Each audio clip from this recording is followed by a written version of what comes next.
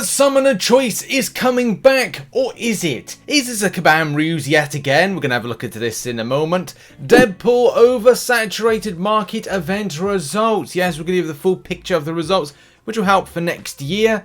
Cam Lee, a former animator at Kabam, shows us the development animation of Peni Parker and how it slightly differs from what we've seen in game versus what he originally created, and what other current bugs being worked on at Kabam as we check out the Trello board. Yes, hello everybody, welcome back to the MCN for Wednesday. Hey, do you like my galaxy projector? Right there, look at all the galaxy. You too can be a guardian of your own galaxy and protect Uranus.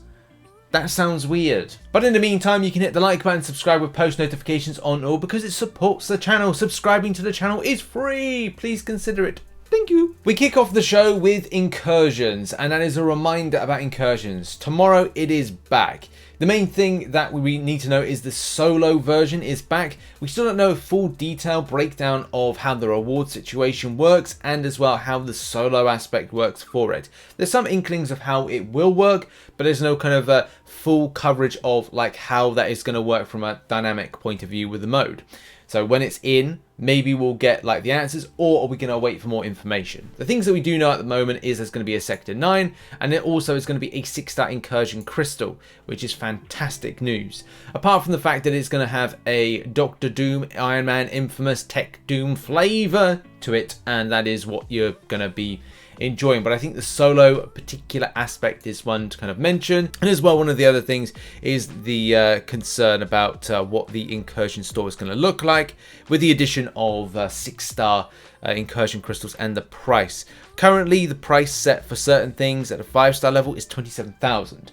So how much is going to be the Incursion artifact spend in order to get a 6-star Incursion crystal? And the question will be, what will be the best ones, because these will they kind of follow the same kind of scheme as what's on, you know, now? Will we have like a Nick Fury, Hood, Juggernaut, Sasquatch for a stun immunity crystal? Will we have a Power Steel one, a Cruelty crystal? Because these might be an option for a meta to go to and focus on, because acquisition for the purpose of these on a smaller pool could be more advantageous for players. Let's now move on to bugs and issues tracker. Now these are just bugs and kind of like issues within the game that Kabam are actively looking to fix or have been reported to the game team to take a look at. I believe this Trello board is updated every 2 weeks, but there could be some kind of like issues with it. But in any case, we're going to keep monitoring this on the MCN just to kind of see like where they're up to with certain things. It's good to see that control inputs are still something that is under investigation and sort of fix in development. That is a work in progress. It's good to see that still on there as an active thing that Kabam are looking into, but there's a lot of things that are technically on there to look at that may or may not be kind of like an open-ended book of plethora of problems. But in any case, there are some small things that Kabam are able to fix more easily. There's some things here like Spider-Man Supreme synergy with Spider-Man Stealth Suit triggering under wrong conditions, Ant-Man not shrinking, which I think a lot of you like know about. If you face off against Ant-Man, he don't go small no more, which is annoying. Gallon is not healing from willpower. Now I think it's fixed. The reason being is that when I remember facing off against the Gallon about 2 Alliance Wars ago, and that was a boss, he was healing back based on having debuffs on him. It doesn't mean that this is everything, because there's the MSID problem and a few other issues as well. So I don't know how this Trello board is capturing all of player issues, because I believe there are a lot more that meets the eye. I don't know, thoughts on this in the comment section about transparency on these particular subjects. But I mean, it's good to see. It's just I don't know how much scope and coverage it is for everything, and how maybe Kabam say, well, this is actually more of a fix that I doesn't need to go onto the Trello board. But it would be nice to see, like, you know, the full scheme of things being dealt with. But as I said, this is on a 2-week update section, so it may be a case that those particular bugs from the latest update, the one at just the start of October 5th was it, that it hasn't even reached here. Possibly, I don't know. Next up, in a really cool animation story. This is by Cam Lee. So Cam Lee, if you don't know, used to work for Kabam. He says, back when I was at Kabam, I was tasked with doing Peni Parker's SP3 wanted to attempt a Spider-Verse style and cram as many anime references as I could in under 11 seconds. Ultimately, the subs, not dubs version didn't make it into the final game. So 2 things right here. Well done to Cam, because like since leaving Kabam, he now works for Apex Legends, or the development team behind Apex Legends. So it's like, hey, that's like a massive jump up. Well done in that one. But second thing is, like, I wanted to take this and kind of look at comparing it what is in game and kind of see like, well, what's different about it. There are some really kind of like, it hasn't changed a lot, but there are kind of like a few little subtle things. I think one of the main things is the soundtrack. Now, I don't know if this is kind of like the sound effects and some of the dialogue is just there for the purpose of it's just like a holding point. Like, it's not the actual kind of true dialogue. It's just got anime references of things and stuff happening with that. And I think the sound might have been changed. In any case, on screen right now is that comparison of these two in action. And like, the problem is you might be going, well, okay, that's done as quickly as that. What is like the difference, Rich? You can't really, can you see it? Is it subtle? Is it all these kind of things and more? Well, we're going to see. Like, the first thing you're going to notice is the ending screen, where you can see right there, like Penny is not doing the peace signs, which he is in game. So right is the game and left is the animation. There's also like something missing with Spider, but the reason that is it's partway through animation, so it's literally just just trying to do is animate.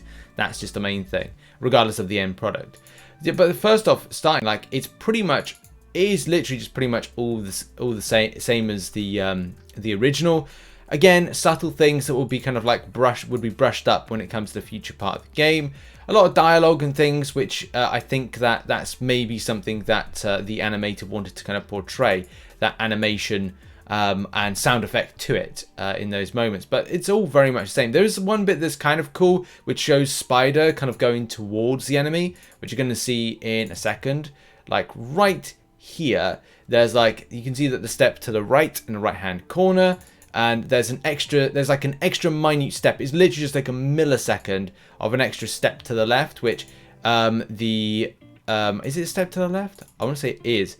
It's a slight step, like more, which you see in kind of shot there, that versus what you see right there where the camera's kind of placed. So that's just maybe down to like a small thing right there, but it is literally just pretty much the same, albeit some very kind of like small little differences. But it is those little anime references and the little sound effects that I think came into Cam's subs but not dubs kind of like animation. Summoner's Choice is the next topic to discuss, and I don't know, like I sarcastically mentioned in the opening kind of intro about taking stuff with a pinch of salt with this, especially because I don't trust Kabam no more. I just don't. I really don't. But yeah, like, okay, well, we'll take it from the horse's mouth.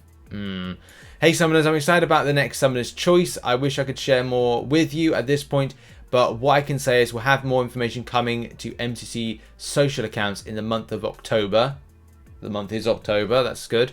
So that I know is a fact, and we'll have more details towards the end of November. Really? Are you sure about that? Shifty eyes. Dun, dun, dun, dun. Yeah, like, all joking aside, that would be good to see it come back. The problem with this is the way that they structure the Summoner's Choice is being very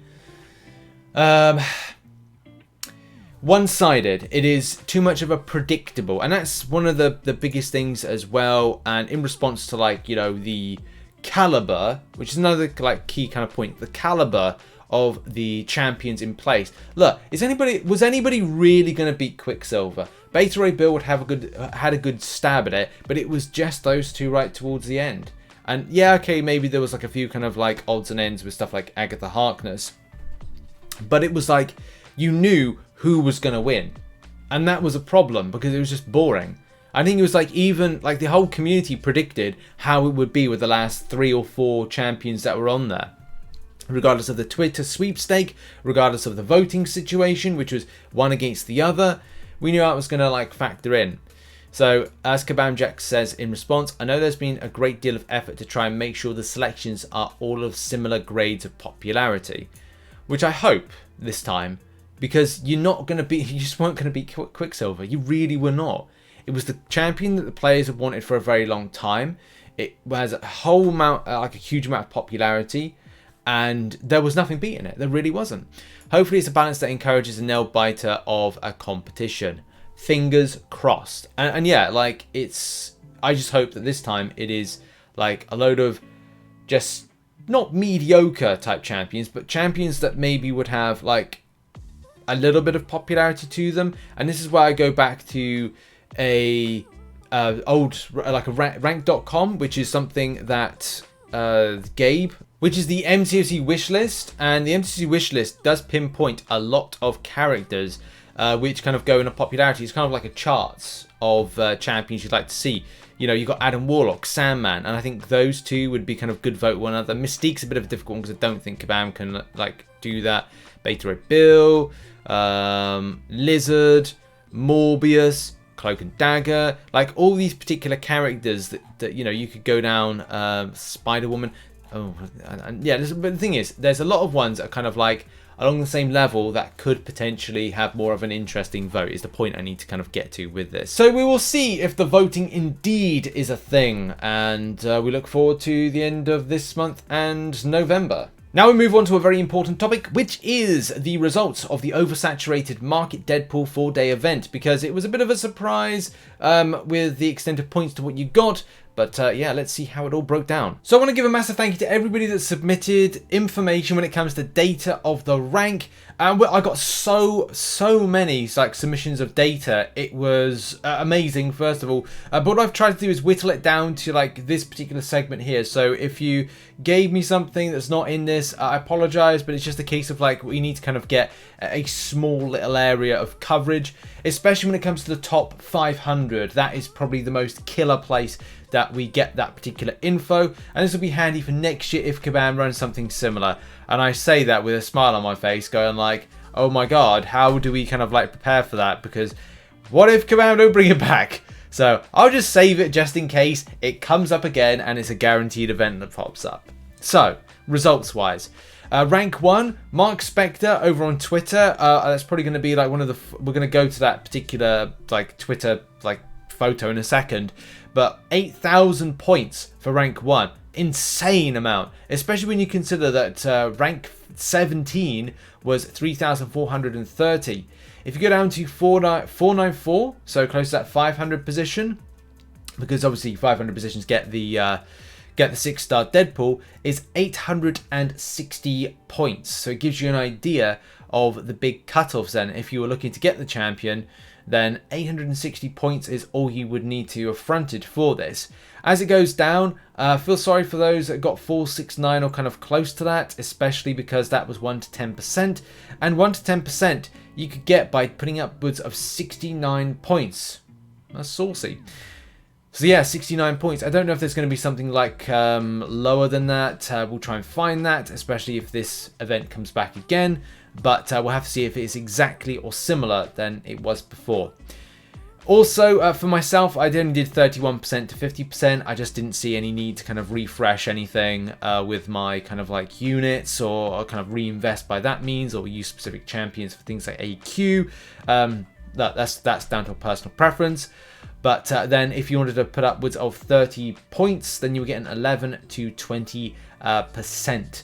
Which again, it's not too bad, and I think a lot of people could have skimmed. I think a lot of people did actually front 1 point and skimmed a little bit of gold from this. Not a huge amount, but a little bit, a little smidgen of gold. That was going to be helpful enough for this. But those have been the results. And just before we end the show, I need to do predictions for Doc Ock and Spider-Man Supreme. So I am going with 250 mil for Spider-Man Supreme. And I just think that 6-star is going to go that way. With the 5-star, 52 mil. I'm kind of pairing this online with the Titania Arena prediction, because I kind of feel like it's a popular champion, but I don't know if it's going to be super popular. However, though, you know, grind kind of elements of this, people go ham and unexpected points. Doc Ock is a 6-star, I'm going with 40 mil. I think it's going to go quite low, maybe 50 mil to be safe, but I kind of think it's not that high. Do bear in mind, it's a Queen's Challenge based champion that you can use. 6-star version, I think it's a 5-star version you get for free, so you may want to get the 5-star version, so the 12 mil might be more of an option. But we'll have to see how the results go down on Monday. Check back with the MCN for more details on that. And the last final thing before we end is saying a massive thank you to those that support the channel as a YouTube member and as a Patreon. You're on screen right now. Thank you so much for the support. Also, those that support on twitch.tv/RichTheMan live. I will be live streaming tonight. A little bit of maybe Arena, maybe Act 8.1 and Fall Guys. So I look forward to seeing you later on that stream. And as well, check out some content which is located on screen as well right now. And I'll see you very soon. Have a good one. Bye-bye.